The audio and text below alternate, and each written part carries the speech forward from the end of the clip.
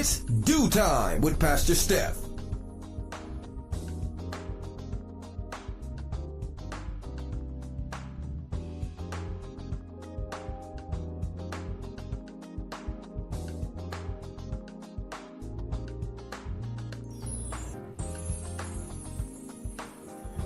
Good morning, good morning, good morning. Rise and shine. You're on with this DEW Time with Pastor Steph. How are you this morning? That's what I like to hear. That's what I like to hear. For this is the day the Lord has made. Let us rejoice and be glad in it. So, where were you yesterday? Yesterday was Let's Talk About It Tuesday Church Folk Day. And the question was posed, do we really need to go to church? Now, we know people have become real disenchanted with attending church. You know, years ago, it was something to be able to get up in the morning and get yourself together, put your finest clothes on, your church hats, your high heel shoes, everything, your finest dress or your suit, and really step out and go to the sanctuary, the tabernacle, the church, whatever it is you called it, served God, worship God, praise God. You couldn't wait to meet, you know, your brothers and sisters. You know, a couple of them you may have, spoken to during the week, but that was a time to praise and shout and sing and tarry and, just on and on and on. And now the world has become extremely disenchanted with going to church. Every single reason people can get up, stirred up not to go to church is what's going on today. Where there was excitement, there is disenchantment. Where there was someone looking forward to it, now someone is looking forward to staying in the bed, flipping through the YouTube channel, trying to figure out who they're going to look at, who their favorite pastor or preacher is, and sometimes you wonder if technology has really worked against us, because you wonder if we did not have the accessibility of having the church at our fingertips, where we didn't have to get up and get dressed and get out and travel, where it was all one, something people look forward to.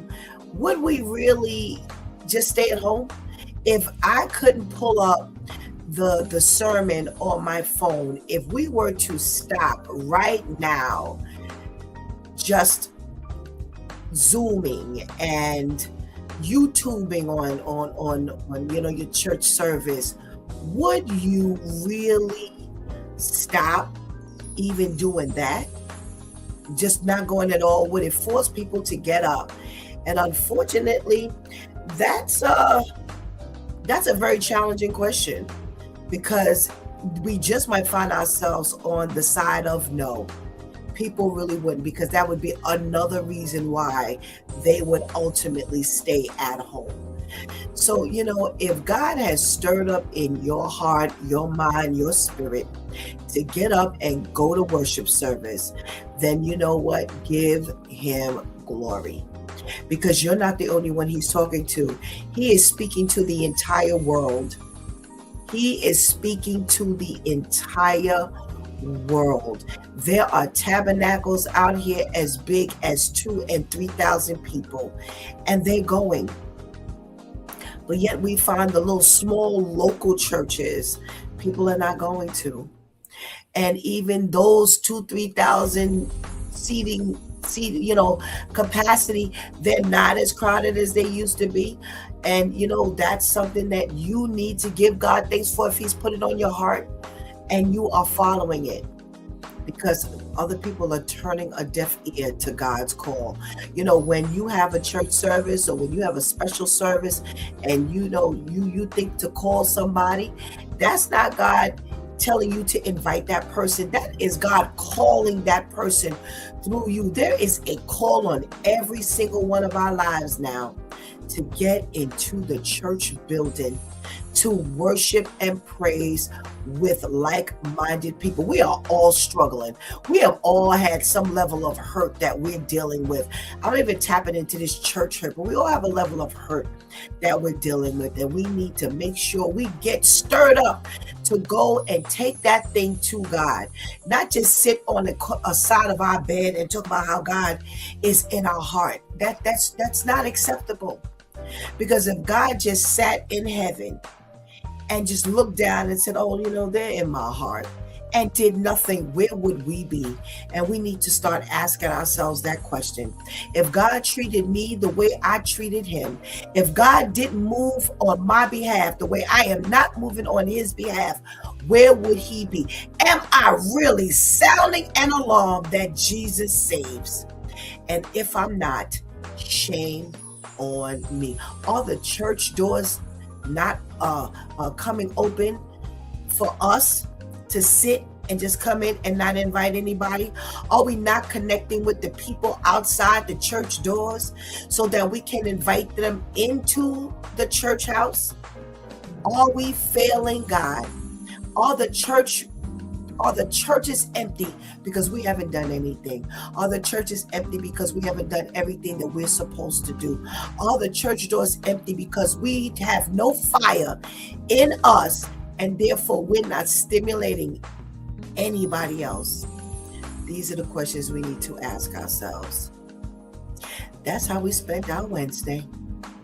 I'm moving out Wednesday, our Tuesday. Well, today is Wednesday. Wow, Wednesday. And we are getting ready to get moving with our socially conscious segment with Vivian. I'm sure she's on the other side waiting for us. So let's get this party started. Go ahead and get that healthy breakfast. Go ahead and tell somebody, anybody, everybody that it's due time when Pastor Steph is on. And whatever you do, don't go anywhere, because we will be right back.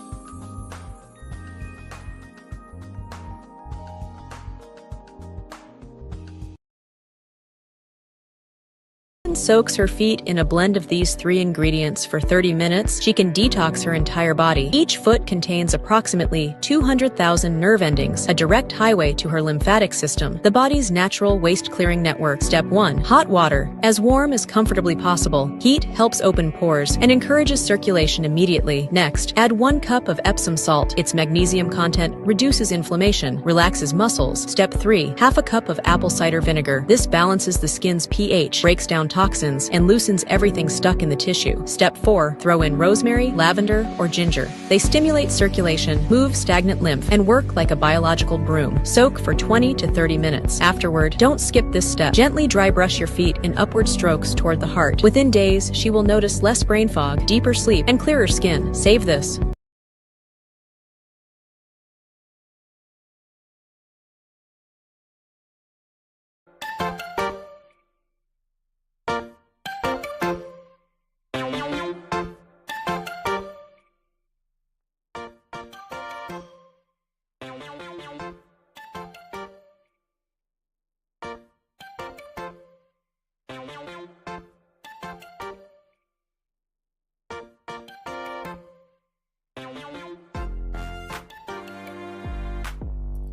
Good morning, and good morning again. Welcome back to It's Due Time with Pastor Steph, and it is Wow Wednesday, y'all. The day we get our girlfriend Vivian and her socially conscious segment. So let's say good morning to Vivian. Good morning. Happy Hey, Wow Viv. Wednesday. How are you, Pastor Steph? I am well, thank you. Good morning to you. How are you this morning, Vivian? I'm doing well, thank you. All righty. So you know what I like to ask you. What you got for us today? All right, today on Socially Conscious, we are starting off with some good news. As reports say, hundreds of public schools in Washington State are being recognized for major improvements in student success. state officials announced that 379 schools across 150 districts earned recognition for the 2024 and 2025 school year through the Washington School Recognition Program. They're saying that's about 16% of the schools statewide. They're highlighting significant progress in education. These 379 schools were recognized in key areas like academic achievement, student growth, and closing opportunity gaps. Some schools showed major improvement in test scores, attendance, and graduation rates, while others stood out for helping student groups make some of the biggest gains in the state. Officials say that this recognition reflects the combined efforts of the students, the teachers, and the families, pointing to stronger engagement and support systems, helping drive these types of results. So shout out to the 379 schools out in Washington State that have just shown great improvement from the school year last school year. Next, unfortunately, we have some not so good news. I figured I'd start off with some good news and then break your heart. But they are saying get ready to pay more to stay cool this summer, unfortunately. Experts are warning that cooling costs are expected to rise yet again, with average electricity bills projected to increase by about 8 to 9% compared to last year. So if you thought your bill last year was high, it is going to be even higher this year. That means many households will see noticeably higher monthly expenses as air conditioners run longer and more often. The increase is being driven by a mix of factors, including higher energy prices, and they are suspecting it to be a hotter summer this year, which means that the push for demand across the country will be going up. And places like, of course, New York, that could mean more days of extreme heat and longer periods of heavy AC use. Officials are encouraging us to prepare now by managing energy use and making homes more efficient. So if you can get yourself a energy efficient air conditioner, if you can start from now, using less electricity from now so that your bill could be a little bit lower in preparation for the higher bill in the summer. Whatever you can do to prepare your household, do so as soon as possible because the bills will be going up. Next, I came across an interesting story as they are saying an NYPD captain is facing consequences after being caught on camera criticizing Mayor Mamdani. They're saying he is a high-ranking NYPD officer in Brooklyn, and he was recorded making comments about the mayor, calling him, quote, an embarrassment, end quote, during the height of protests tied to recent ICE activity. The video quickly spread across social media, adding fuel to what they are saying is already rising tension between city leadership and law enforcement. In response, NYPD has actually decided to remove and transfer this captain from his command. They're saying that by doing this, they want to make it clear that his comments were inappropriate for someone in a leadership role. Officials have not publicly identified this officer as of yet, but the incident is now part of a larger conversation about professionalism in the NYPD department. So the moment comes as tension continues to grow between the mayor and police, especially following the recent protests and debates around immigration enforcement and public safety. So of course we want to hear from you. Were they right to transfer him and remove him from his position because he was talking badly about Mayor Mamdani? Or are they doing too much and just trying to make an example out of him? And now we have our wow story of the week. They're saying that a child out in Houston caught a CPS caseworker, allegedly telling her to sell her body as a way to make money during a home visit. So the 14-year-old girl's mother had actually reached out to Child Protective Services for help, saying her daughter has been struggling with behavior issues, including running away from home. So she called them and asked them to take temporary custody of her, probably to teach her daughter a lesson. And this is what winds up happening. They're saying instead of providing guidance or resources, the worker's response shocked the family, and the team captured it on video. The recording, of course, quickly spread across social media, drawing strong backlash from the public and advocacy groups, who say this highlights serious concerns about how vulnerable children are being handled within the system. This happened out in Texas. So the Texas Department of Family and Protective Services confirmed the incident. So is it really allegedly? They terminated the employee and issued a formal apology to the family, calling the comments unacceptable and not reflective of their standards. So the young girl in the video was heard asking for something to eat and other requests, and the CPS worker said, if you really want to be a HOE, then be a real HOE. Go out and sell yourself. That's how you make some money. Officials have not released the worker's name, but the situation has already raised larger questions about training, supervision, and accountability within the child welfare agencies, especially when families are reaching out for help and support like this mom did. Wow.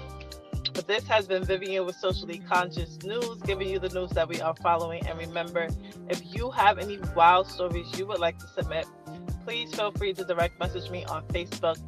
My username on there is Vivian BM, and come back every Wednesday to find out if your story has been chosen. Thank you, as always, to our loyal viewers and listeners, and thank you, Pastor Steph. Vivian, thank you. I want to just get a little clarity before you go. The statement that the CPS worker made came at what point? During a home visit. So I'm saying during the conversation that was it like advice that she was just giving her, or was it, say the phrase she used again? Thank you, please. So they said that the girl was asking her for like something to eat, saying that she didn't have any money, and the CPS worker said, if you really want to be a HOE, then be a real HOE and go out and make some money. Okay. That clears it up for me. Thank you so much for girl. You always get your wild stories. I keep asking where you find these wild stories at. Thank you so much for your contribution into today's conversation, and we pray you have a blessed day. Thank you. You as well. Thank you. Oh, all right. We got to go a little backwards today, as we always do, because we have to grab Vivian when we can. So let's say good morning to all of our viewers. I'm sure we got some comments up in here based on Vivian's stories. So we're going to start with saying good morning to anyone who has checked in with me. So if you're in the room, make sure you check in, because other than that, I have no clue you're in the room. Let's say good morning to Serge. Hey, Serge, thanks for joining us this morning, and happy traveling to you. We got to check in from our girl, Ketty. Hey, Ketty girl, thank you so much for joining us. We got a B. Hask. I don't know. Good morning. Oh, hope I'm saying it right. Good morning, and thank you so much for joining us. Adele is in the house. Good morning. She was showing off the other day, and she was on this side of the fence, as I always say. We got a check-in from our girl, Anika. Thank you so much. We're going to say good morning to you again. And, let me read some of these comments and just get these out of the way. We got to check in from our girl, Lady Tamika, who we'll be seeing on this side of the fence in a second. And Adele says, I've been saying this all 2025. Y'all start learning energy efficiency and practice it. Most cops are not professional, but it doesn't matter anymore because they just took away our rights to vote as citizens. And Kenny is saying, yeah, this is a wild story. And Adele is shaking her head. Well, we want to say good morning to the ladies that hold it down for us every day. Let's say good morning to Shantice. Good morning. We're going to be looking at her on the other side of the screen in a second. And again, we're saying good morning again to Anika. Thank you so much for holding us down. If Ms. Grace is out there, good morning. Hope that you are having a wonderful morning.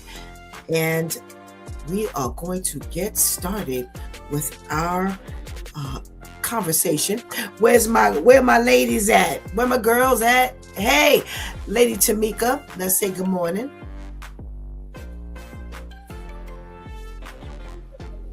Good morning. Happy Wow Wednesday to you. How are you? I am well, thank you. Happy Wild Wednesday to you too. Where you at? In Puerto Rico? Girl, I need to have your sunshine. Oh my goodness gracious. Boy, you look real tropical today. Let's say good morning to our girl Shantice. Hey, Shantice. Good morning. Good morning. How are you? Fine, thank you. How are you? I am well, thank you. I am well. All right. Let's get started with these stories. All right. Well, Vivian started us off with a bit of celebration.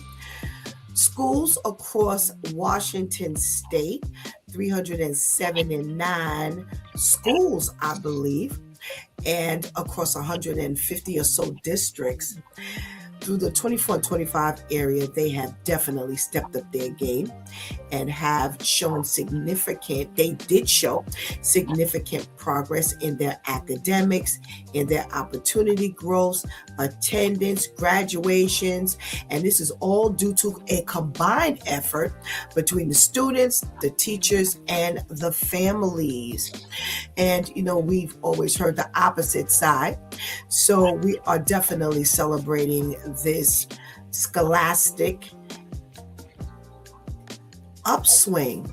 All right, Lady Tamika, what are we talking about today? Is this something to celebrate or what? Absolutely. Anytime a school is doing something like this, and I'm looking at faces and I'm looking at fans, I think it's an amazing thing. And I think, whenever one school, wherever, is achieving, they need to be able to provide that information to other schools in other states so that, they can get one up, whatever it is that they're doing, now that I think about it, we're looking at the cohesiveness between staff, student, and parent. That's a beautiful thing. Show us how to do it so that we can do it too. Absolutely. Shantice, we got 379 schools across 150 districts. Is this reason to celebrate or not? It definitely is, with all of the news regarding school shootings and not even someone coming to shoot up the schools. The students bringing weapons to school, teachers putting their hands on students, and these bullies and all of this that's been going on in our communities. It is really good to hear that schools are actually doing what schools are supposed to be doing, excelling academically. teaching these children how to get along well with others, because if we're not getting along well with others, we can't focus on classwork. If we can't focus on classwork, then we can't have stats like this that show that there's an increase in graduation rates, increase in school activity, increase in, all of that. There can be no peace of mind amongst the faculty and staff because they're so busy having to deal with all of the other unnecessariness and buffoonery. So this just goes to show that across the board, they're becoming a lot more well-rounded and focusing on the things that once upon a time used to be the focus in schools. All righty. Well, I definitely agree with you, ladies, and Vivian. It is definitely time for us to celebrate. Like you said, by us doing news. We just did news the other day about the teacher and student interaction, where it was bruh, and, he could not, he didn't like the disrespect. If you're talking about an upswing in attendance, academic student growth, opportunities, graduation, this is definitely a combination of work between the students, the families, and the teachers, because you couldn't get any of these things done if there wasn't cohesiveness, like you said. So, taking into consideration that we've got these kids, striking teachers and teachers striking kids, and, no one's respecting anyone anymore. We've prayed a few times for, the students, the parents, and the teachers. And thank God that he's showing answered prayer, definite answered prayer. So, shout out in Washington State for all the great work that's being done. Keep up the good work. And I agree with you, Tamika, this will be infectious. When you hear that they're celebrating publicly, openly, this, other states are going to want to be on the radar as well. So I agree with you. Yeah, you know what? Put it out there. Adele is officially saying good morning and happy Wednesday. So good morning to you as well.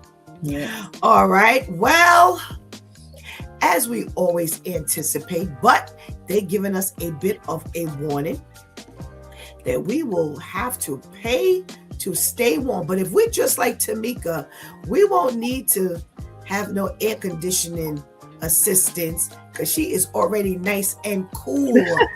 But we better be energy efficient because the electricity rates are going up, and that's due to higher energy pricing.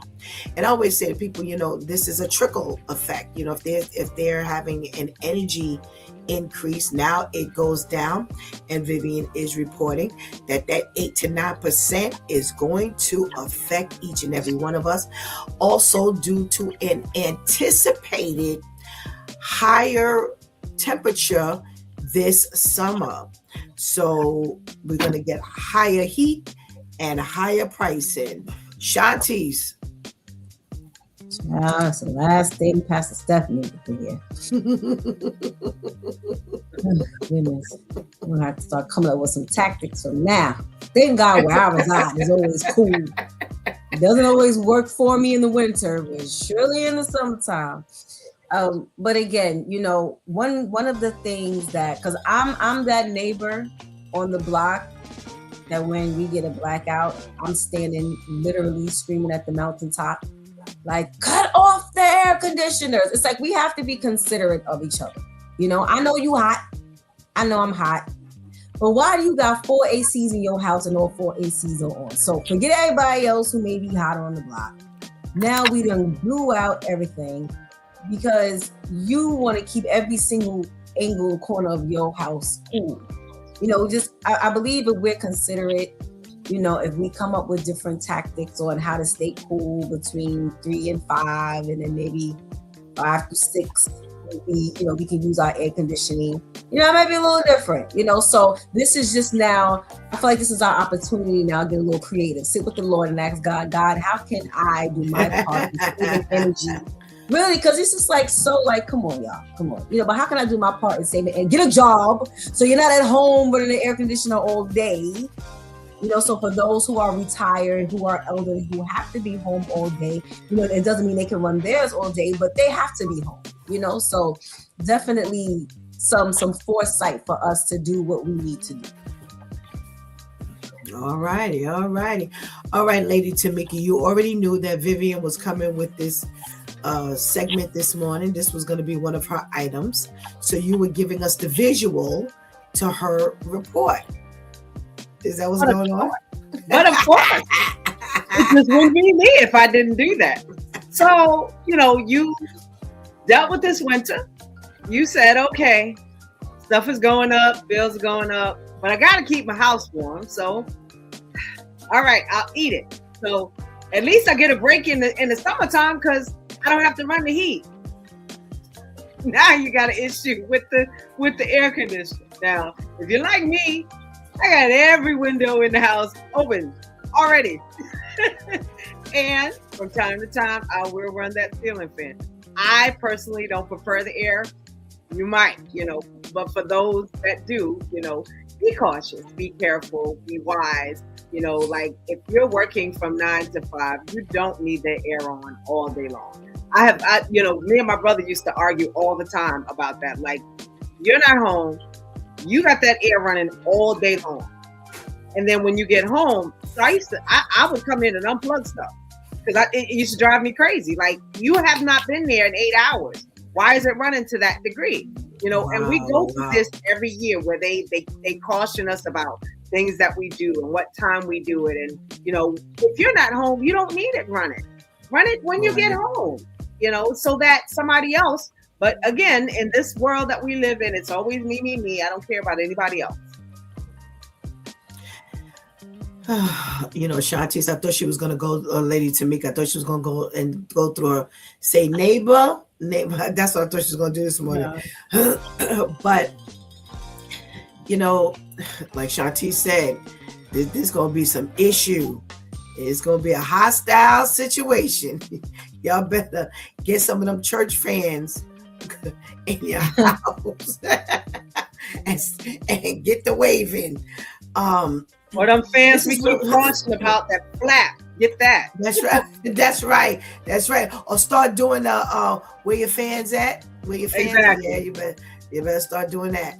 Like you said, Tamika, all jokes aside, we get hit all the time. When the winter time comes, we're hit with high energy pricing from our gas or our oil, whichever one you have in your home. And then in the summertime, you hit from the opposite end of energy increase because now the electricity goes up and people need to understand they make their money. They make their money even before they were claiming energy increase.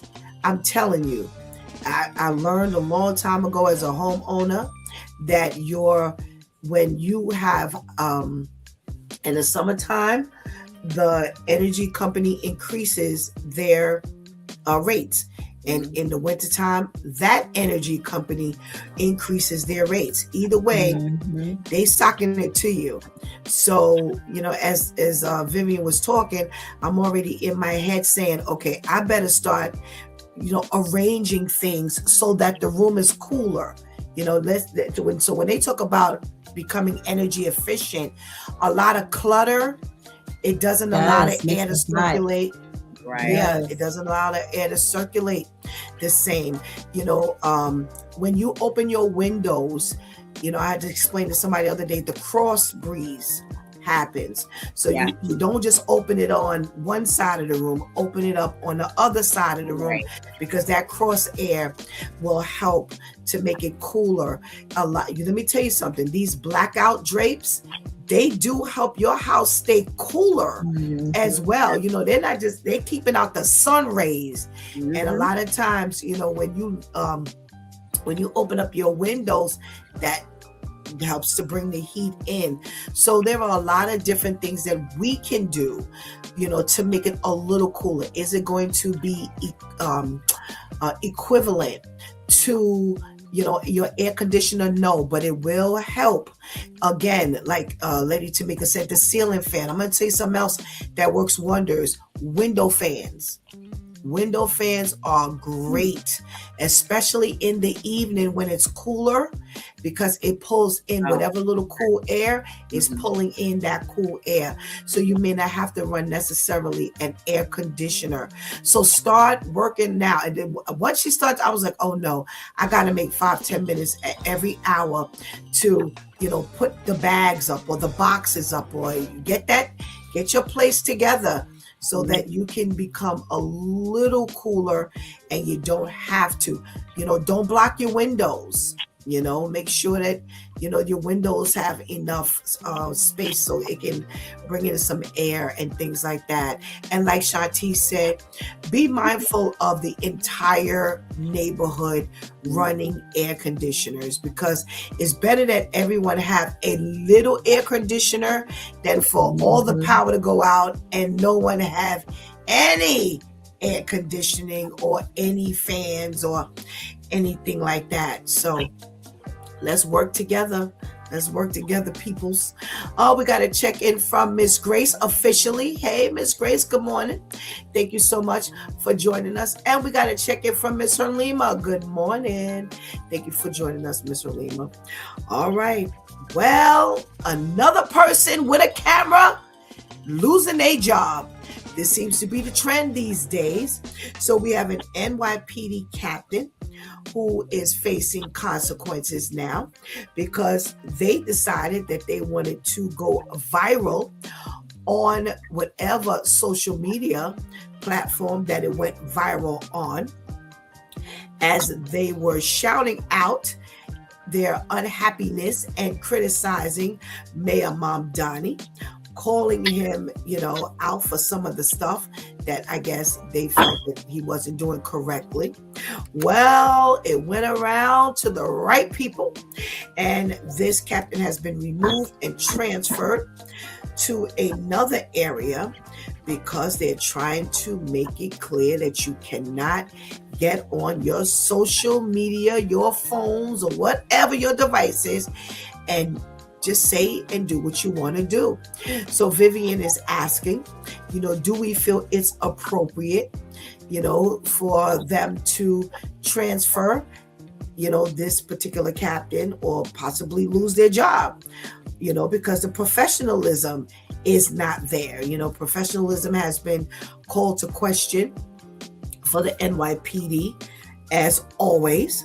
And there's a lot of tension that has come up between the NYPD and Mayor Mamdani. So, is this a little too much? Listen, people have a right to free speech, and you should be able to say what you want to say. Again, on your device, on your time. Doesn't necessarily have to be, during work hours or anything like that. We've had several stories come through. Does this ring the same? Lady Tamika. We're going to get to a point where we learn when you work for certain things and somebody specifically signs your paycheck, what you can and cannot do. I remember when I used to work for New York Test and Trace. Now we worked under the government, and when we got our check signed, it literally had, certain names, and they literally told us what we could and could not do, regardless of how you felt about, vaccinations or not vaccinations or whatever that case was, or COVID, how you felt about the way that people were being treated with COVID. You could not say certain things. You didn't have liberty to do that. We are getting to the point now, especially within the last couple of days, that they're showing you clearly cannot say and do anything you want to do. And then, it's one thing when you say it amongst your circle. You took it to the extreme. Technology wins every single solitary crime. And once again, here goes my saying. I said it yesterday. I'm going to say it again. You had how many jobs? One job. Let's do that. So that's your tagline. And Shanti says, look at your neighbor. So Shanti's, What do you think? Do you think that, transferring this police captain, this NYPD captain, was a little too much? And, listen, you have free speech. Or, you know what? This is the consequences you have to face. I really hope this wasn't one of us. No, you gotta say it the right way. This wasn't us's. Yeah, this wasn't part of the dark skin clan. I'm really hoping, especially if this was the first time he's hearing about how you really feel. Now, if I don't know if he told you, and now you coming across this, well, I ain't got no business doing it no way. But stop acting all flabbergasted, okay? And again, you know you ain't doing nothing. But at the same time, we cannot pour out our grievances, our concerns, what makes us upset, what we don't approve on. And then you're not just an average officer. You're the leader. Mm-hmm. So now you're teaching your subordinates how to be insubordinate. You're teaching them how to be disrespectful. You're teaching them how not to handle when they don't like something. Because I'm pretty sure there's a whole lot of them who don't like you, whether you're doing your job right or not. But there's still a way to go about it. So more importantly than if you're right, because that's what used to always get me in trouble. Like, why did you say that? And my question was always, am I lying? Am I lying? I learned that from Apostle Ernie. No, am I lying? Because if I ain't wrong, then shut up. That was my mentality to I didn't care. Not everybody. But the Lord had to teach me, just because what you're saying is correct does not mean that you're correct in saying it. Right. At all, or the timing and in the way in which you're saying it. So with you being a captain, I'm pretty sure that there would have been an opportunity for you to stand on the mountaintop and say, he ain't doing nothing like the previous mayor. But no, you just had to just go above and beyond and create your own opportunity. And now you're getting transferred. So okay. I really don't understand how you're all shocked and appalled that there has been any type of reprimand. But we stand corrected. Vivian says he was recorded saying it. He didn't take to social media to vent, if that makes a difference. Okay. That makes a huge difference. Thanks, Viv. Thank you for the clarity. So, Lady Tamika, let's go back a little bit, Shanti's. Lady Tamika, do you feel that makes a difference? No. You cannot do that. You don't get the freedom, the liberty. I work for you. I signed my name. And so again, especially considering the rank that you're in, and you better be glad that it's just that they're transferring you, because they could have easily just said, bye-bye. Okay. Shantice, does this make a difference to what you were saying? It does. In regards to, was I confiding in someone? And this is so crazy because I was just talking to someone last night about this venting thing and how God tells us in Proverbs that only a fool vents, because see, when you vent, you're just spewing out how you feel. You don't really take the time to analyze who you're talking to, who you're around, so on and so forth. So this could have been someone who had it out for you, now they recorded you, now they got the circulating throughout social media. But if you felt like this is an isolated conversation and I'm speaking to someone, because again, at the same time, you have to understand too, as a leader, it's really hard to talk to people.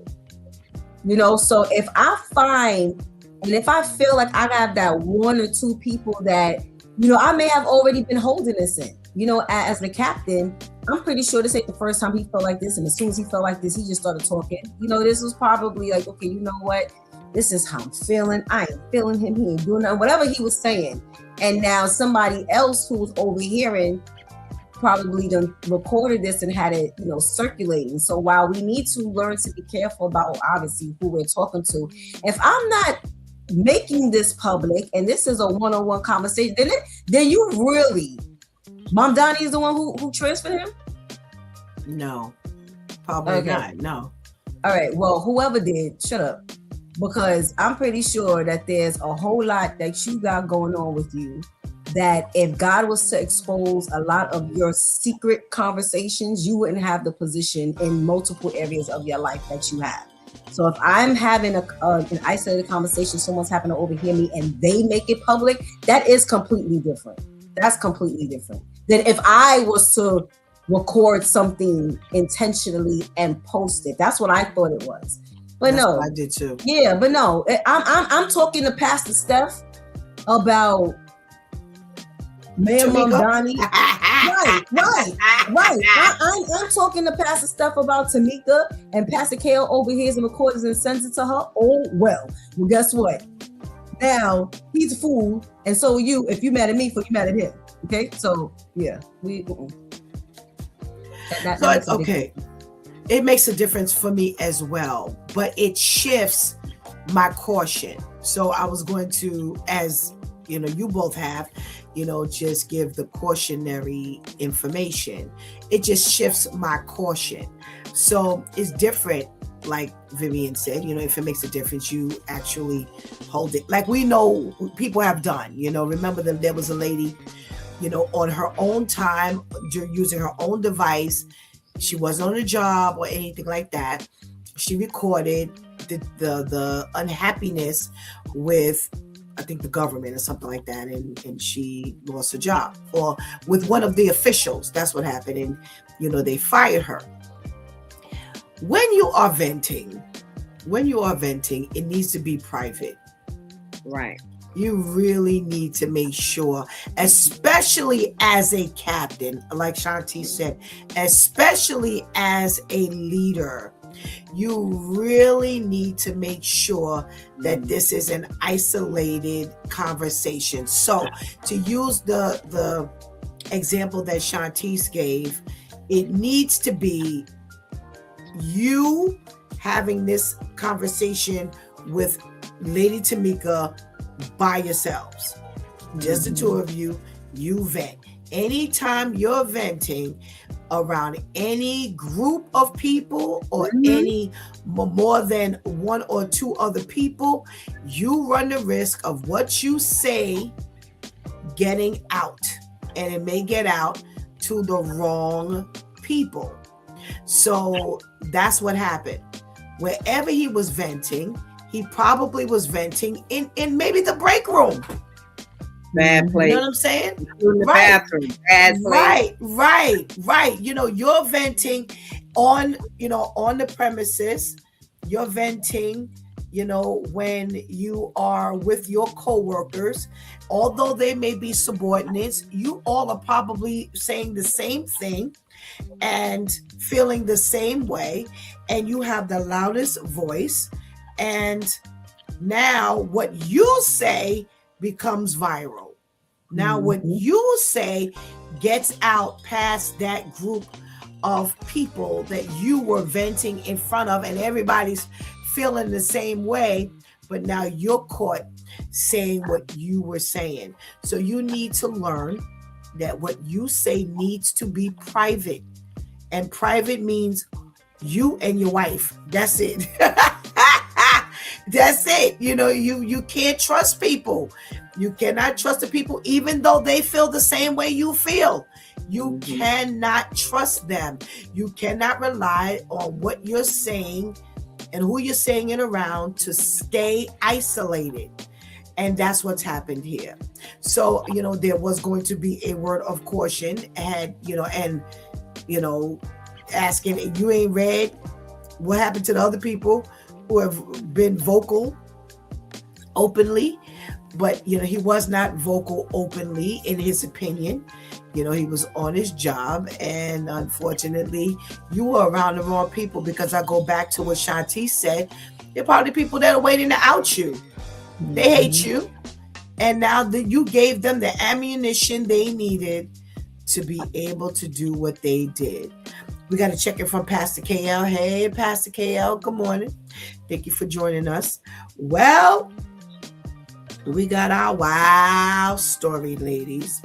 So a parent out in Houston who was having problems with her 14-year-old daughter called CPS, asking them to give her a hand with her daughter and asking them to take temporary custody of her because she's having some, disciplinary problems with her. She's running away from home, blah, blah, blah, blah, blah.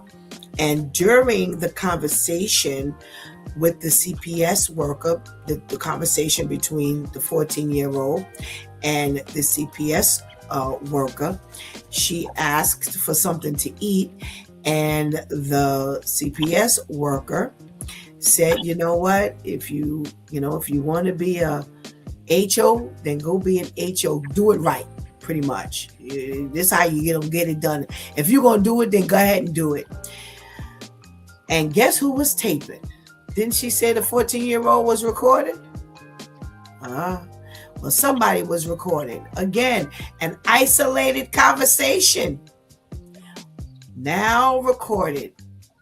And now she has, lost her job. The CPS office has, offered an apology, and, telling, the family that, we don't operate like this, and, we're sorry. Shantice. Who apologized?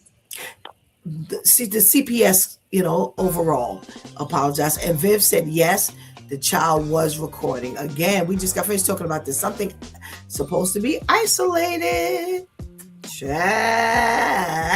So CPS stands for Child Protective Services, right? Yes. So I guess there's no more P. Like what? At what point did you wake up and say, you know what, I'm gonna just be destructive? The next kid that I get called for, I'm gonna just, because this is who you are. This wasn't no, I'm having a bad day, or just this particular child, the case. The summary I read over, or she just said or did some things, one or consecutive things. Like what? You said what to her? And you didn't think that was gonna get back? Even if she wasn't recording, you didn't think she was gonna go and say something to somebody else, which would have already planted that thought of you saying that in someone else's head? Like what? So now were you trying to pimp her? You saying a ha-ha wasn't really a ha-ha when you really going to figure you going to make some money off this girl. Because how could you say that and really think you was going to keep anything? Keep your privacy, keep your job, keep your sanity, keep your anything. People are just so disgustingly reckless that they are just saying whatever. See, this whole bit, we need to be Vip Wednesdays. This whole bit thing, I'm going to just say what I want to say. And you really acting that surprised when the consequences come.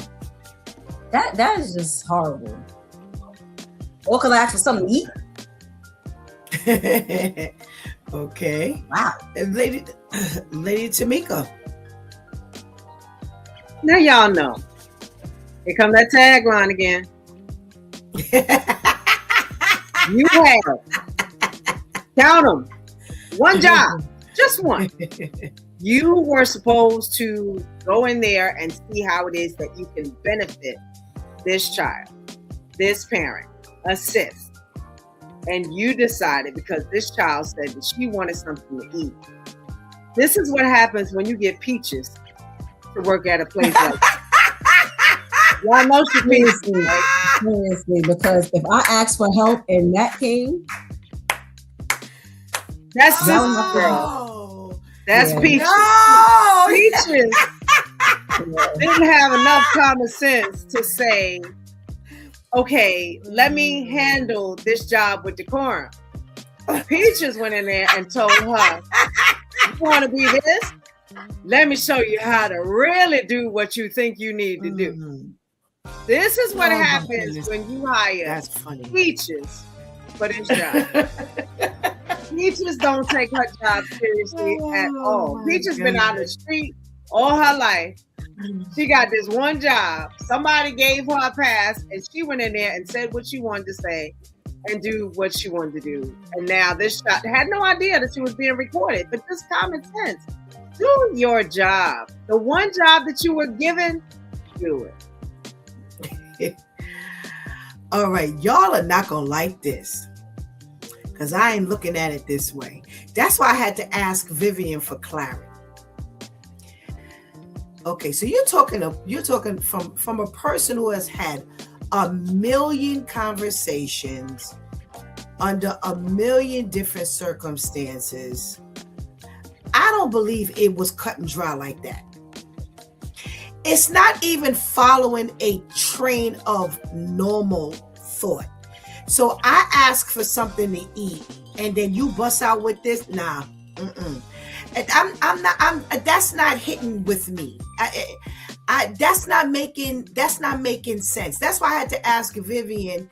So at what point was this said? Now I understand that this is on recording. Hold on, let me read what Vivian is saying here. Hold on a second before I finish saying.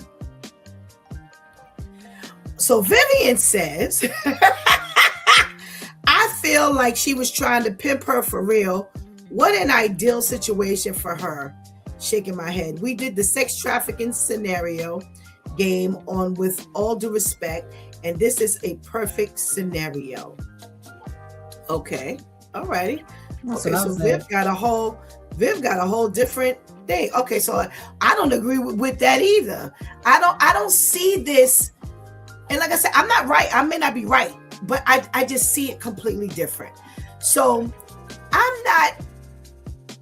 this is not making a whole lot of sense to me. And this, let me explain to you why I say this and why I say to you, people, let me tell you some conversations. I have sat with people. So I sit with Tamika. So I get an incident report. Oh, there's this big thing going down out in the warehouse. So I sit with Tamika, and Tamika tells me everything. This heartfelt story, tears, anger, frustration. You know, she knows what she's talking about. She don't make mistakes. And then the person who she has an altercation with, Shantice, I sit with Shantice, and Shantice tells me her side of the story, and blah, blah, blah, blah, blah. So now there's always some gray area in between, because as much as everybody is passionate about what they're saying, let me tell y'all something. There is nothing like getting the two people together. Because when you get the two people together, everything shifts. All these tears and anger and crying, and I've had people retract their statement, and I'm like, you just said blah, blah, blah. You just wrote blah, blah, blah. And well, that's the way I thought I heard it. And, I must have, misunderstood. After all of that, now we get, you must have misunderstood. The train of this train of conversation ain't making a whole lot of sense to me. So I'm sitting with you. So they call you to the house and they say, listen, you know what? Shantice is acting up. Y'all need to come take her. Because either she going to jail or I'm going to jail. One of us going to jail, come take her. And I'm sitting with her. She asks for something to eat. And my response is, well, if you going to be a hoe, then be a hoe. If you're going to do it, then do it right. Be a hoe this way. That sounds more to me like, you know how when people talk to you and say, listen, you trying to be fast, then be fast. Let me tell you how fast really gets done. This is how fast really goes. The way you doing it, you only gonna get yourself in trouble. You're not gonna get nowhere. You got a nice home. Do what you need to do. I'm not seeing this as like a sex trafficking thing. I'm not seeing it as, she's trying to pimp her out. I just, that's not coming to my mind. And like I said, I may not be right. Y'all may be right. But something is off here for me. It's not clicking. And it could be because we're not actually getting the actual recording. B, because this is coming second, third, fifth hand. C, because did the person who wrote the article, were they the ones who actually heard the recording, or is this somebody in the house then told this story and now the story has become convoluted somehow? Because we all played the telephone game. All you need to do is miss one word and the whole train of the sentence is now askewed. So for me, I'm not hearing this in this social worker who's, because that's what she is, because that's who works for CPS. This social worker who's, and not only that, you have been called. This is why I say this don't make sense to me.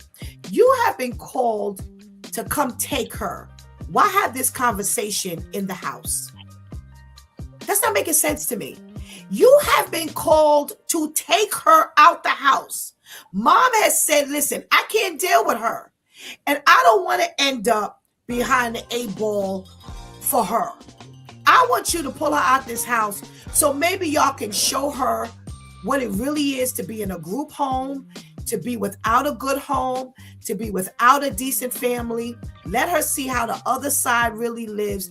And you don't even get her in your car before you have this kind of conversation with her? Because if she was trying to sex traffic her, if I had to go with that scenario, there's 1,000,001 ways she could have gotten this done outside of the household. So all she had to do is say, you know what? Mom wants us to pick you up, take you out because you really are not appreciating the home that she has provided for you. So I'm going to take you to a group home. And once she get her in the car, on the way, she says, you know what? Well, let me tell you something. You know, Mom says you've been running away.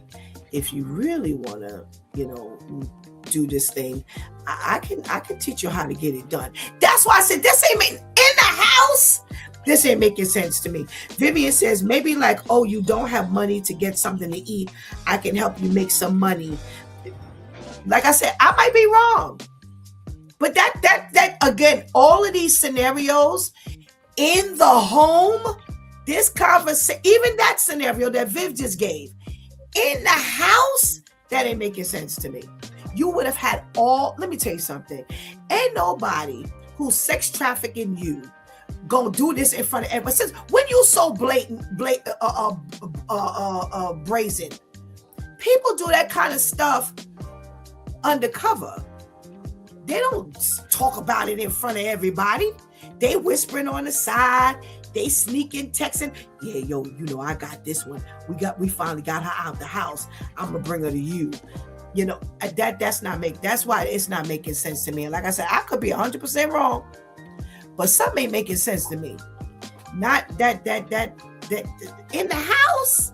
No, I don't know. I don't know if y'all want to respond. I don't know. Not that you need to respond. See the video. I want to see the video. That's my response. Because I agree with Lady Tamika as well. I'm mad if I call and ask for help and they send someone who look like they've been strolling on Jamaica Avenue.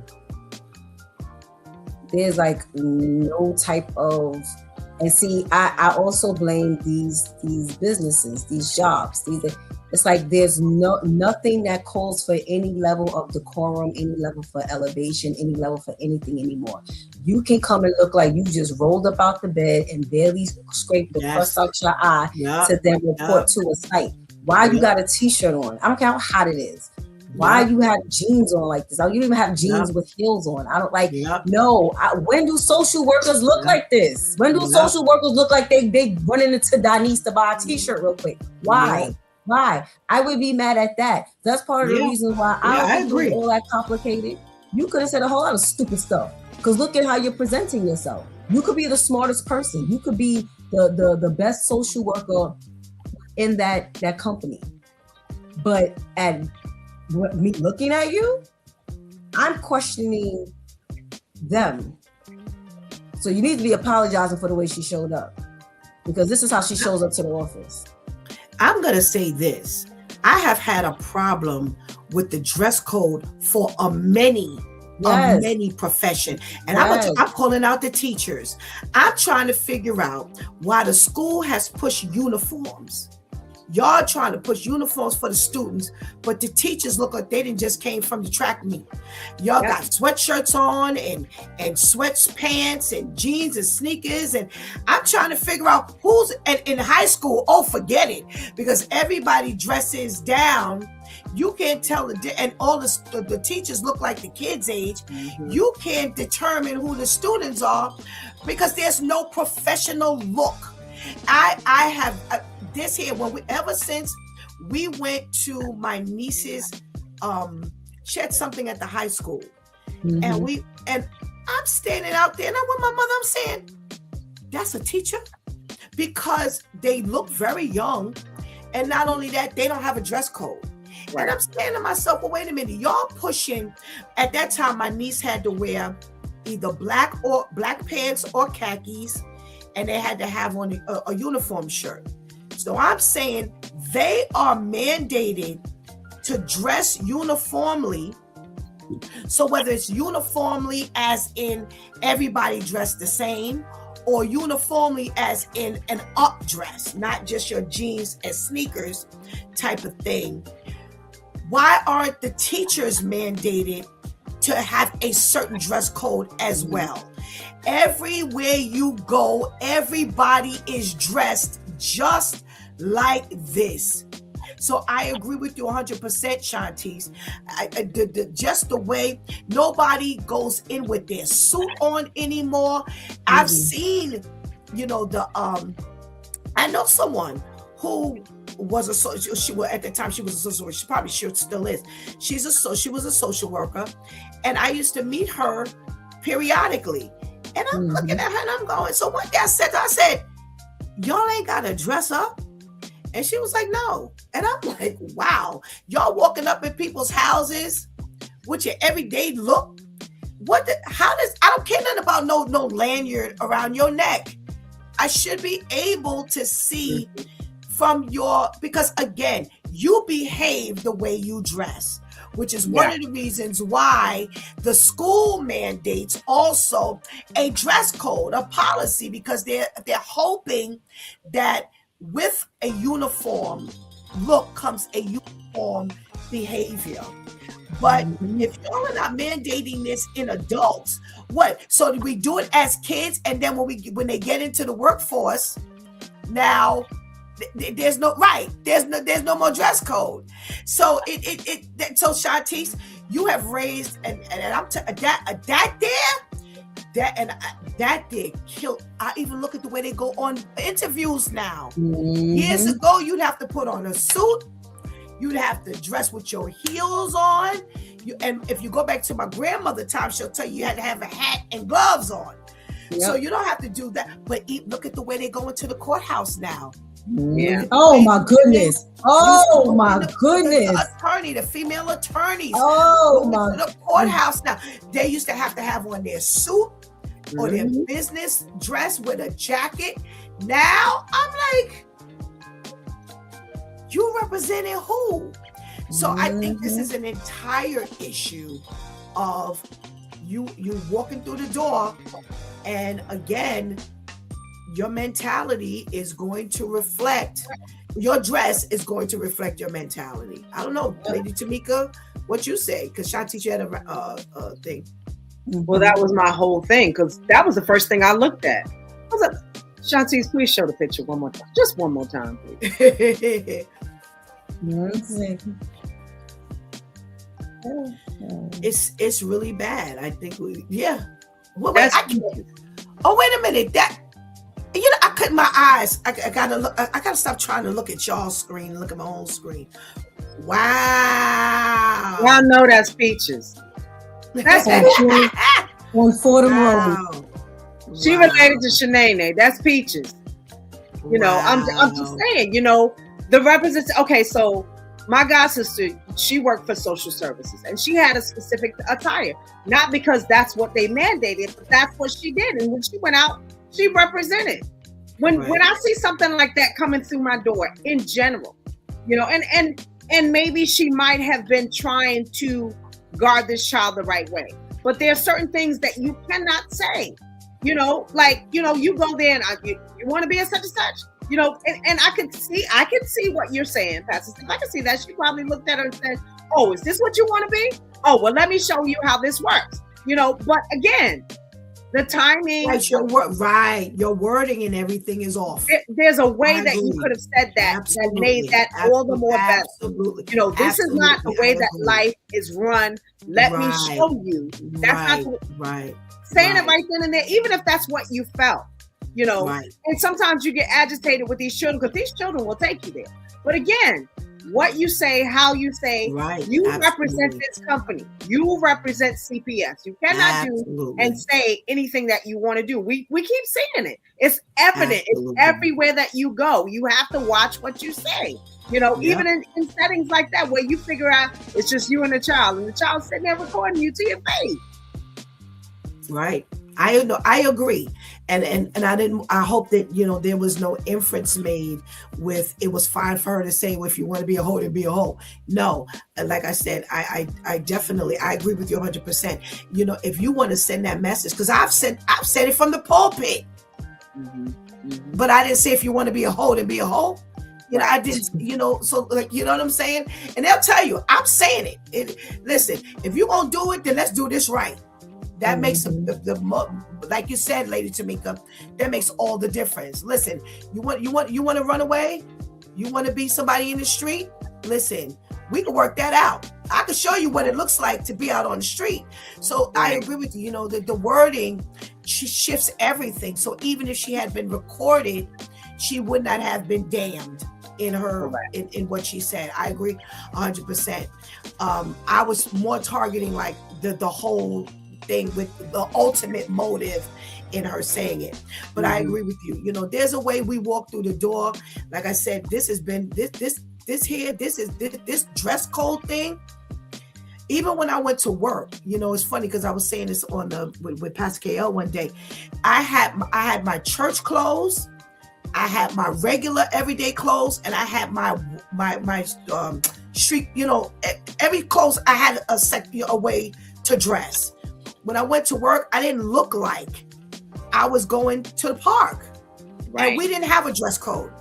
You could wear your jeans and your sneakers and stuff like that. But the position that I held, you know, y'all looking to me for all of this stuff. I can't look like y'all. Right. Y'all need to be able to see a difference. No, I didn't go in with a suit, you know, every day like that, but I did.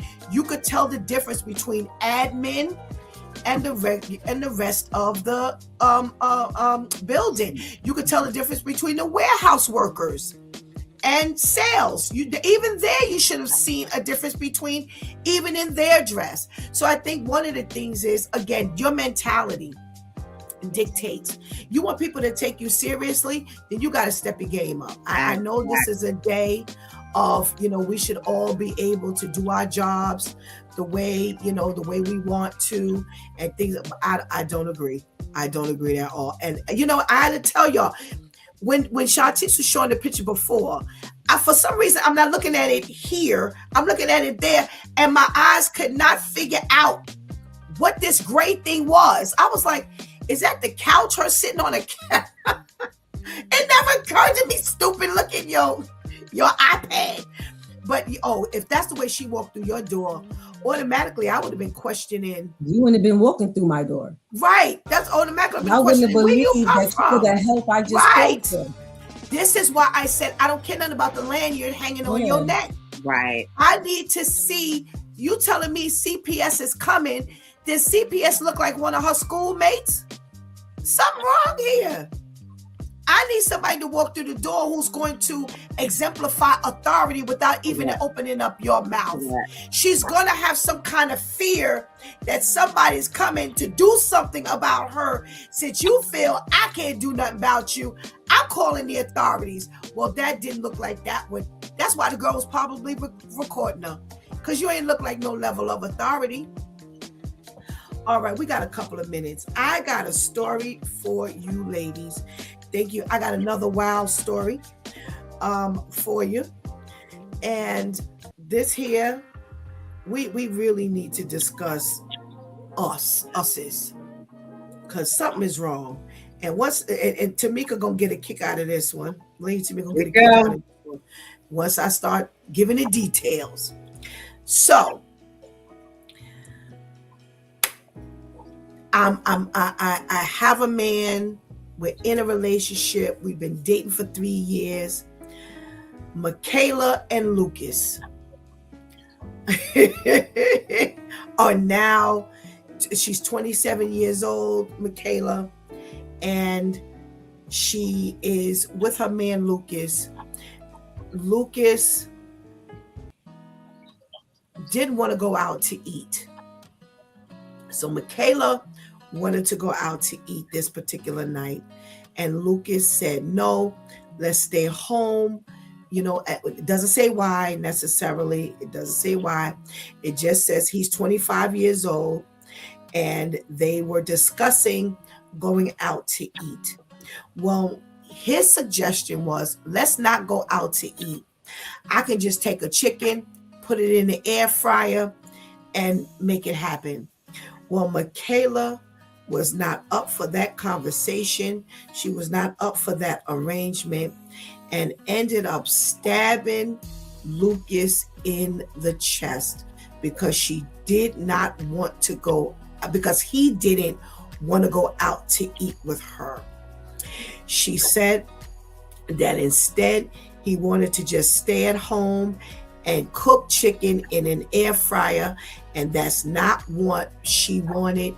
When they were transporting her from the house to the police station, she said out loud, I should have just went to the bar because this whole thing is irritating.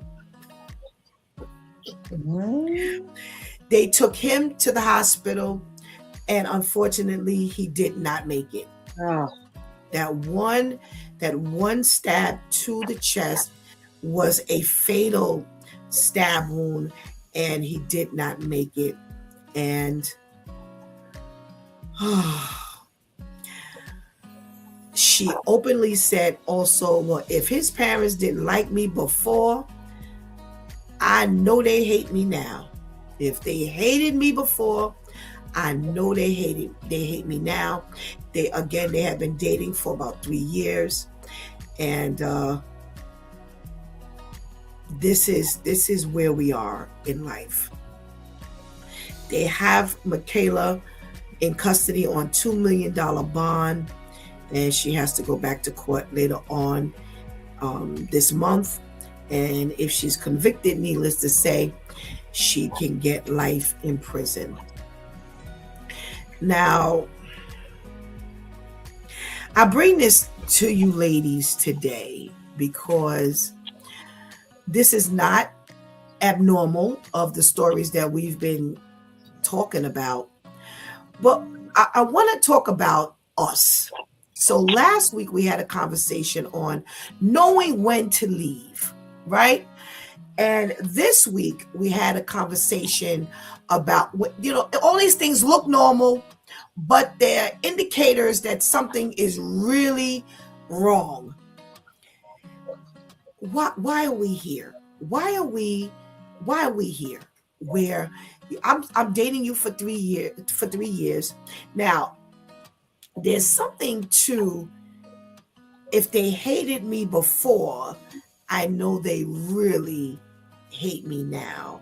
So clearly the parents must have seen, some family must have seen something before that they didn't care for. But as women, let's talk about the ladies.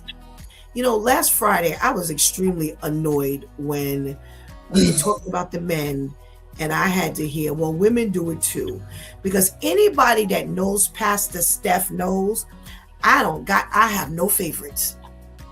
Guilt is guilt. Silliness is silliness. Mm-hmm. This whole, if whatever you do, you are held responsible for. I don't care if I'm talking to the women. I don't care what the men are doing. I want to talk to us about us today. And I would love to have this conversation, not with just you ladies, but the ladies in the room.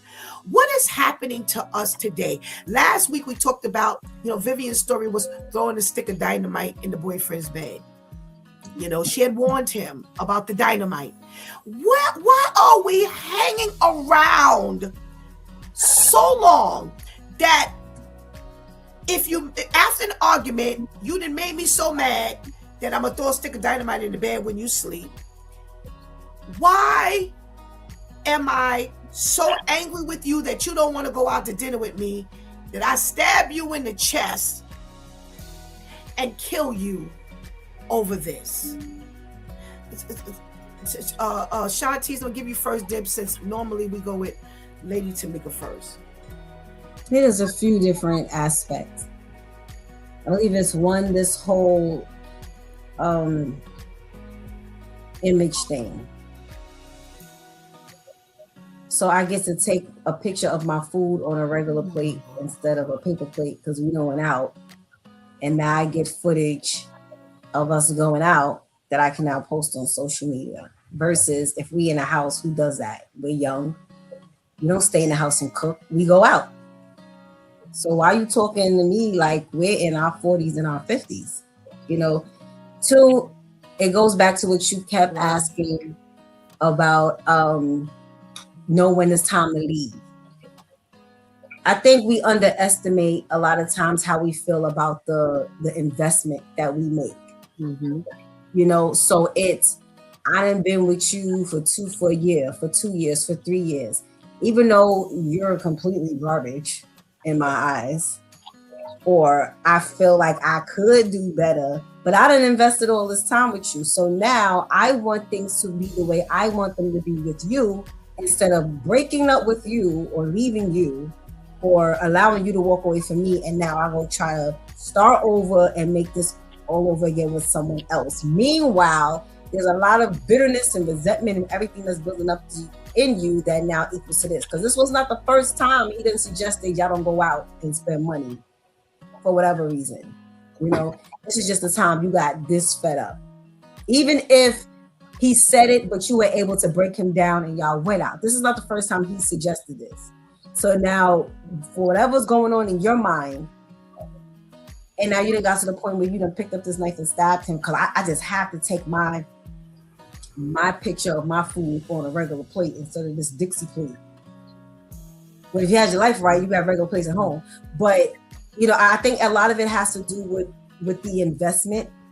And people are not understanding that just because you put time into it doesn't mean you really invested anything. You just wasted time.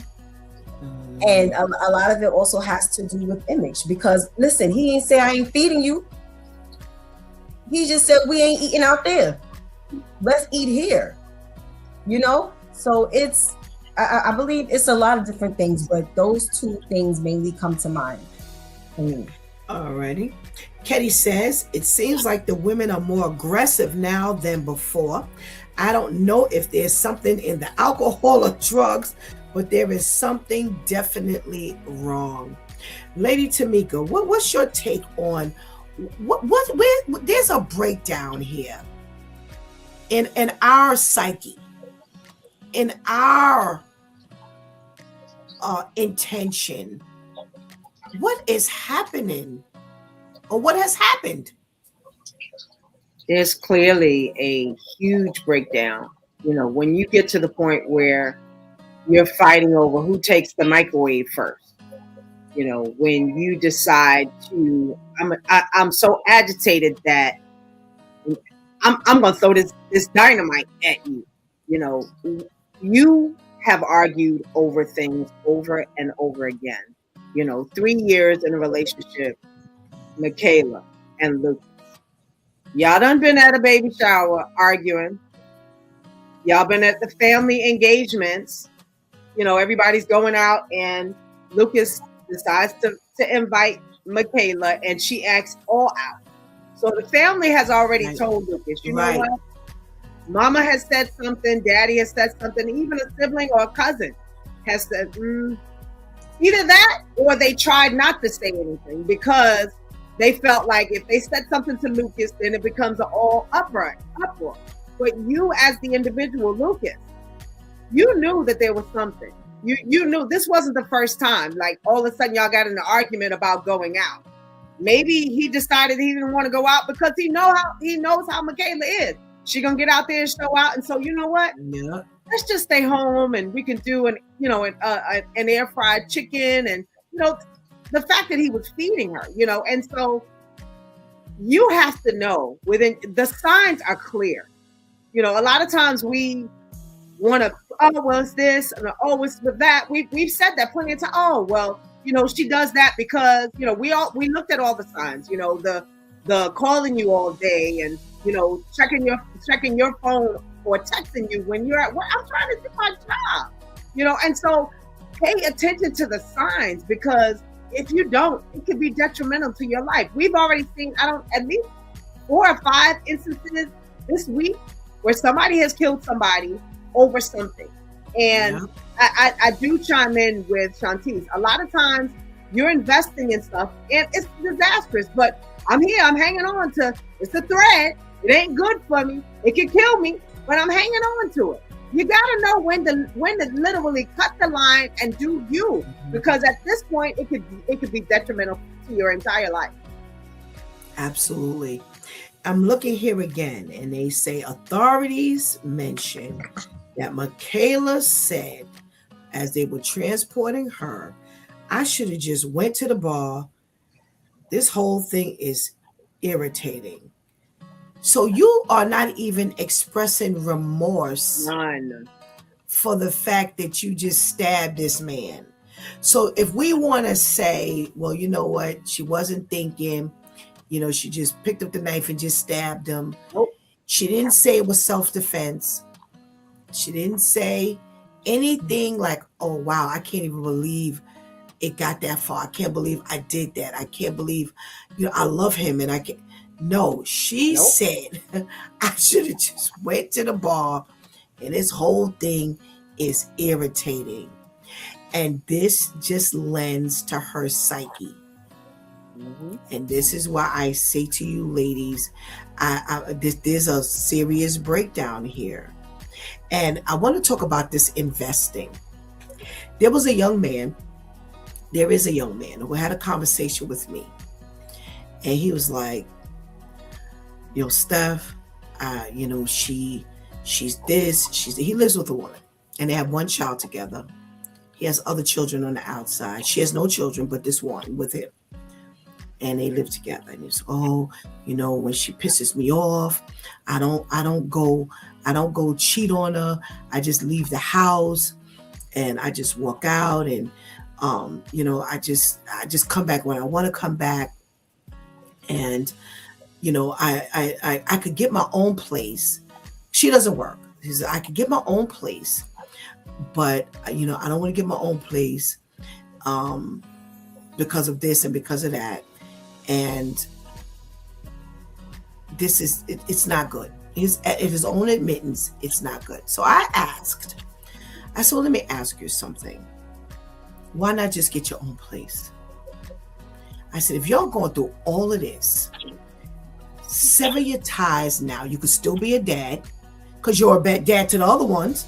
You could still be a dad to this child. I said, but what good is it doing y'all with this, all you're describing? You can get your own place. Just go ahead. Get your own place and visit. That way, when she get on your nerves, you can pack up and go ahead to your own place. You ain't got to worry about, because of course, with you popping up and leaving, what does she think? You're cheating. Mm-hmm. When you're in your phone, what is she thinking? You're cheating. Mm-hmm. So, and he said, I'm not, Steph, I'm not cheating. I just need some air. I just need to get away. So I said, why are you going through all this? Young. Well, no, not young anymore. I don't know any young people anymore. All the young people are now old people, but young, if you will. And I said, why are you going through all of this?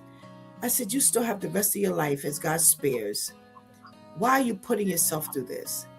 He said, nah, I ain't going nowhere. And I'm saying to myself, this investment business, mm-hmm. What is this about this investment business?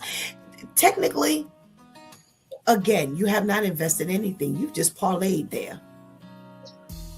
Ain't no real investment. Let's talk about this thing. It's almost like talking about love and then talking about God's love. You know what I'm saying, y'all? It ain't love, because if it ain't God's love, it's not love. Y'all calling it investment, but at the end of the day, it's not investment. So are you really investing by every time she gets on your nerves, you pop up and you leave? There's no investment there. I'm like, help me understand. So I literally asked him, I said, why are you staying if you're unhappy? Is it because you don't want to live alone? These are other issues that we for females and for males. But I want to go back, and I brought that up because I'm talking about this investment. I've had women talk to me about how much they despise the man that they're with, the names that they call them, the way they express. And I said, well, why don't you leave? I invested all of this time. No, y'all been fighting for years. Y'all been arguing for years. Neither one of you are happy. So what is the investment? We have moved into a horrible, horrible place where you could put a knife in a man's chest and your response is, I should have just went to the bar. This whole thing was irritating. Your biggest irritation is you didn't go to the bar. Not your regret is I didn't go to the bar. Not I should have walked out the house. Not that I should have, just left. No. This is some serious stuff. Y'all talk about image.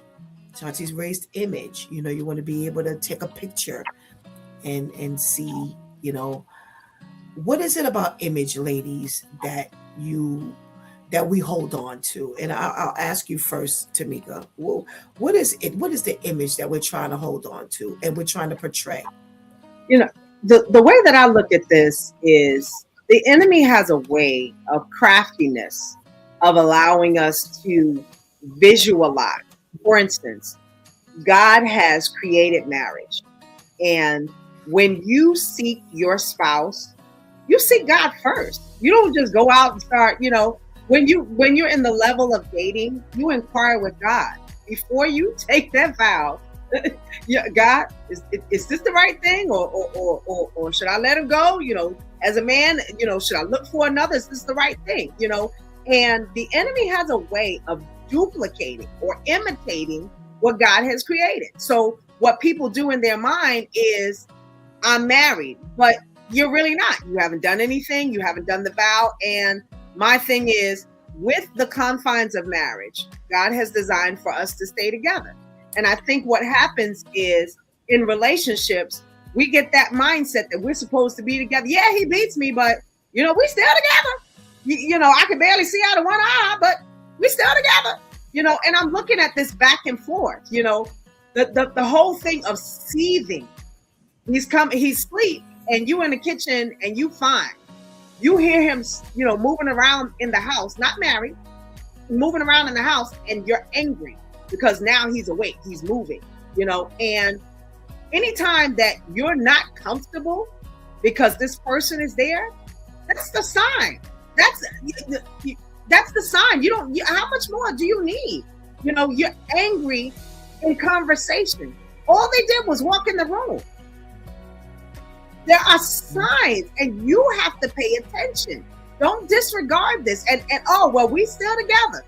This investment and this image of we look good on paper. We look good when we go out. We look good when we dress together. And in actuality, when you come home, half of your house is torn apart because y'all throwing things at each other. Y'all breaking windows. Y'all angry over little things. She's not cooking you what you would like to eat. She's making you hot dogs and she's eating salmon. This is how it starts. It's little things. They keep building and keep building. Then you start doing things just like little children. I do this. I knock this down. So now you break that. You break, and you're doing things to hurt one another. That is definitely not what God designed. And I think that somewhere in that ideal of we look good. When we hang out, when people always say we such and such and such, and in actuality, you've fallen apart. You're ripping at the seams.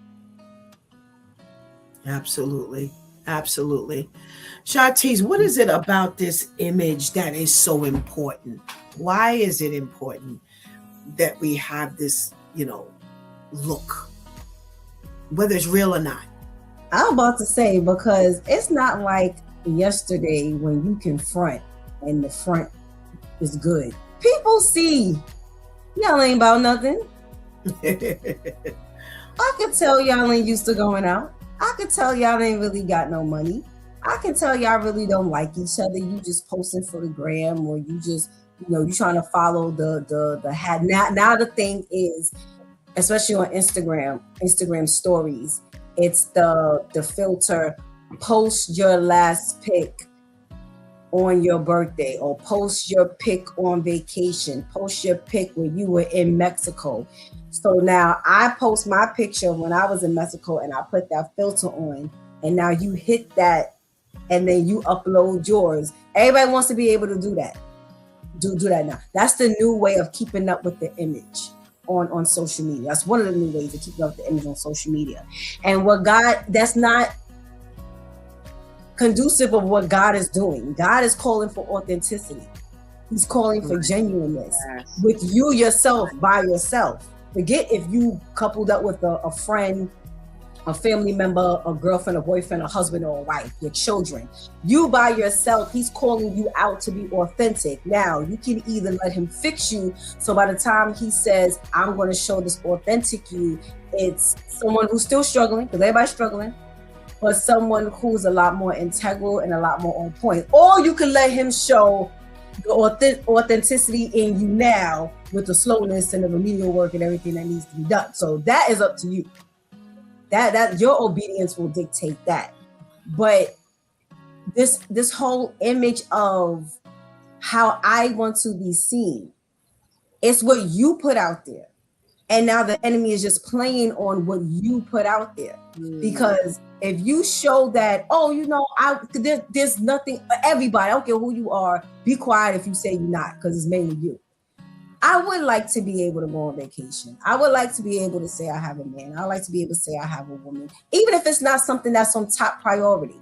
These are things that we've been conditioned to want to do, conditioned to like to do. And there's nothing wrong with it. Again, like Lady Tamika said, God designed marriage and all of that. So already naturally, you're desiring relationships, not only intimate relationships, but relationships. Okay, cool. Who wouldn't like to just wake up today and say, you know what? I would like to go to Vegas today. I would like to go to Atlantic City today. I would like to go out to eat today or to the movies today. Who wouldn't like to do that? I'm mad they closed our nearest movie theater that we could walk to, because that was one of the spontaneous things I used to love doing. I'll wake up today, what's playing? Oh, bet I ain't got to really travel nowhere. I can just go to the movies.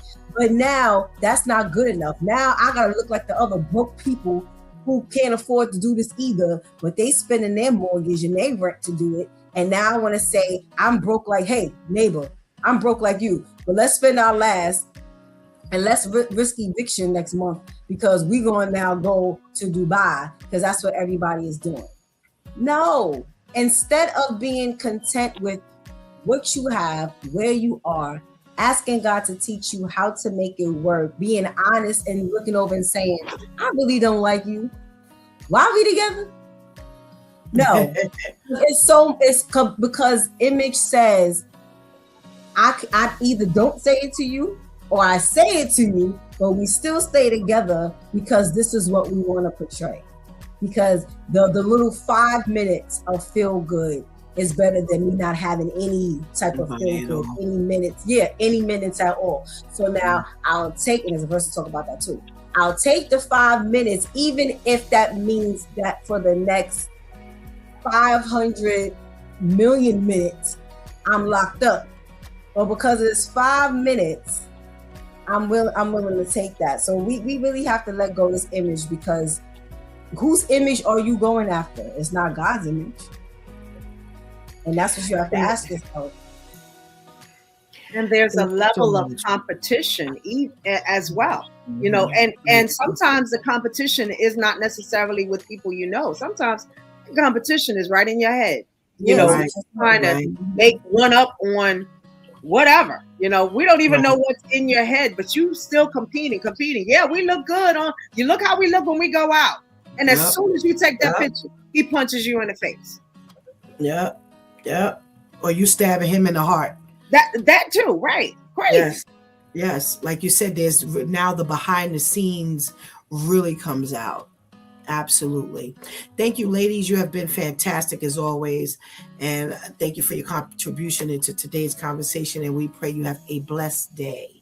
Have a blessed Thank day. you too. Thank you. Thank you. We got a check-in from Shakira. Hey, girl. Thank you for joining us. Long time no here. Hope that you and the children are well. As I spoke and brought this story up, a whole lot of things just started surfacing, coming up in my head as the ladies were talking. And I want to bring up the women's conference because that's one of the things that came up. And I'll be a little transparent. I have been going through hell. I mean, hell. Yesterday, when I tell you I was so broken down, hell, oh my God, hell. And I realized that the enemy is on my heels because I am on the verge of a major breakthrough here. This year, God's shift to this particular awareness walk, prayer walk, God let me know from very early when he gave me this design for this year's conference that I'm on the verge of something large, that this go through as planned. The result is going to be much larger than July 25th because it's going to launch me into something. And yesterday I was at my breaking point. I was really at my breaking point. And it's just Shantice and myself. Remember, we talked about venting one-to-one. When I tell you, so broken down and despondent. When you talk about don't grow weary and well doing, I was like mush yesterday because I have run into such an opposition. And in the back of my head, I could hear the Spirit of the Lord saying, this is designed to break you because you're on the verge of something big. And when I went to bed, I was determined, okay, so when I wake up, God you spare my life in the morning, I'm going to have a different, because I had a chance to think and stuff like that and kind of get myself together and, realize some things and be reminded of some things and, think about some of God's promises and some of the word that has been given to me over my life and understanding, you've been told this by God himself, confirmed by man, but it's not anything that God has not given you. And you just gonna have to figure out how to stand tall here, get it done, figure it out, make it happen, so forth and so on. But what happened was, as we were just talking, and this came up, and I asked the question, what is happening with us women? It took me back to the women's conference and why God gave it to me. I questioned God when I got the women's conference because I've never gotten anything to do that was typical. I was like, oh, here we go with a women's conference. Everybody's doing a women's conference. Everybody's doing this. Everybody. But I'm not seeing the result that's needed, and I'll tell you why. One of the reasons is money. I was invited to a women's conference the other day. Well, it just keeps coming. They just keep sending out the announcement. And I was like, you know what, Stephanie, you do have to go out and support. And, you need to pay attention, because this is coming up. You need to, because I've been absorbed in all of the stuff that I have to do. And when I reached out and saw it was $175, I was annoyed. Because I just got finished talking to someone about their event, a Christian event $175. And I'm saying, okay, so what do we want? Do we want the money or do we want God's message to get across? Because guess what? Both things are not going to be done. Not at $175. Why? Because it's not doable these days. People have real obligations. And, listen, if people are tithing and they're giving offering to their church and they're being obedient to that, then even before, because it's a hard sell to tell people, listen, put that 10, does your first 10%, put that up first. God's going to take care of everything else. And we've done that. We've tried God, and that has happened. So now you want me to take the stuff that God has left me to take care of my personal bills, my medicine, my food. That seems to be a luxury these days. I'm supposed to do all of this and come to your $175. So I can't tell you, I haven't seen a women's conference for anything more reasonable than that. I cannot, less reasonable than that. Y'all get what I'm saying? It's just too much money. And even if you want to do it, listen, just being ready and willing is different than being able. And I'm saying we've got so much word out here, but we can't get to the word because we got to get past the dollar. So again, as we're talking, then God reminded me, this is why I'm giving you what I'm giving you to do. Because these talks need to happen. So why am I saying all of this? Because it's just a matter of getting to these women.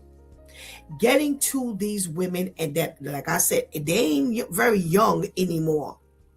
These are women even in their 40s and 50s that are in these relationships. This woman was 27. The other day, Vivian's story about the girl with the dynamite she was 39. We had a story the week before about the woman who stabbed her boyfriend in the leg after they had an argument, and he went and laid down. And the challenge was it self-defense because she actually let him walk off and she went behind him? And again, we don't know when to leave. And these conversations need to be had. We got to get these women together. We've got to get everybody on one opportunity to get them together, to see the need to continue to have these conversations. You cannot just have such valuable information for these women and men, but yet they can't get to the information because they can't get past the dollar.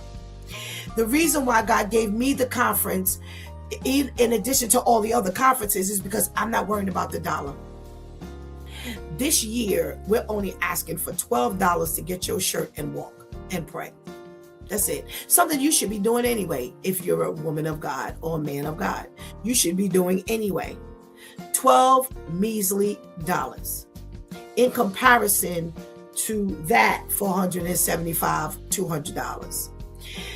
And getting these women, these men, and these children, because it's women only because it's executed by the women, but everybody's invited.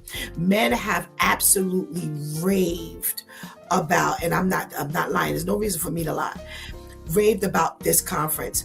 I had a woman tell me, my husband doesn't sit through church service. We sat here all day and he's still not ready to leave. I'm walking around talking and he's still sitting over there. He was like, no, just go do what you do. He said, I'm having a good time. She said, and he ain't like that. Older. So we're doing something.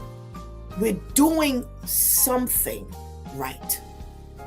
And we need to get to these women.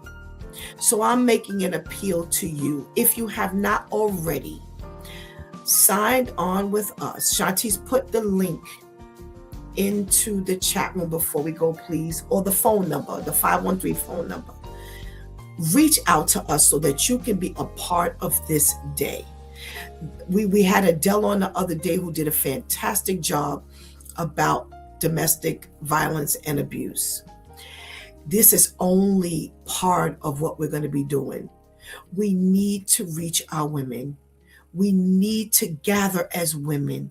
We need to be able to talk these things out. I think one of the problems is people don't want to go to church.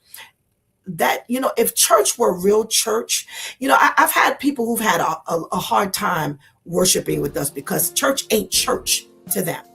They're accustomed to having church this way, having church that way. Everybody's got high heel shoes and a big old hat on, and everybody's praise the Lord. And no, God does not have me operating like that. It's we talk, we flush it out. We don't worship the way other people have worship service. God has us doing something different, and I'm telling you, it has not been palatable to a many. And I'm okay with that. I'm okay with that because it is a design for those who need it. These people they don't need church. They don't need the screaming. They don't need the yelling. They don't need the tarrying.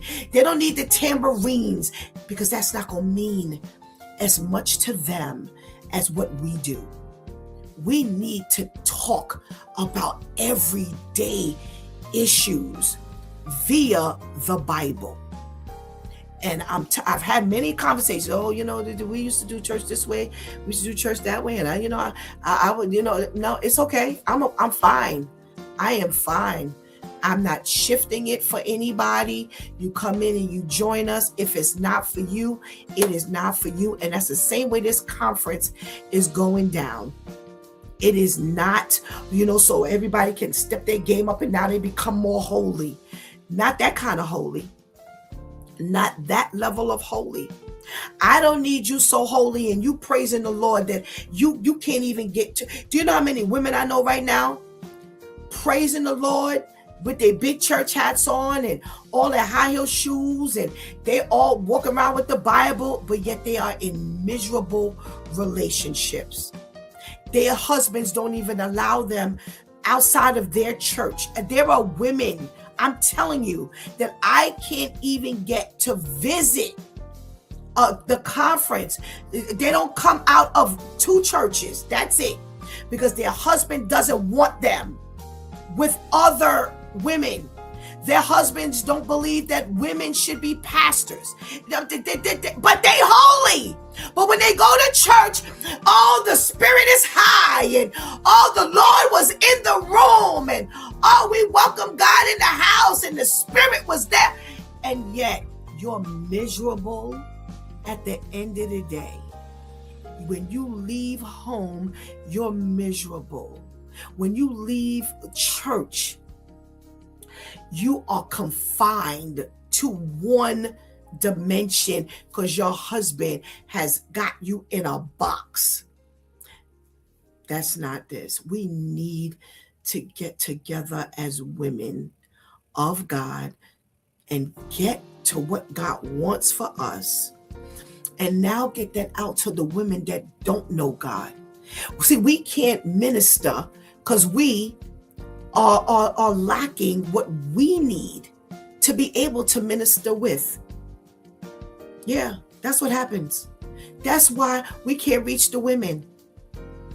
That's why we can't gather. I just told you, I'm telling you, there are husbands that won't even allow the fellowship. They'll say, hi, how are you?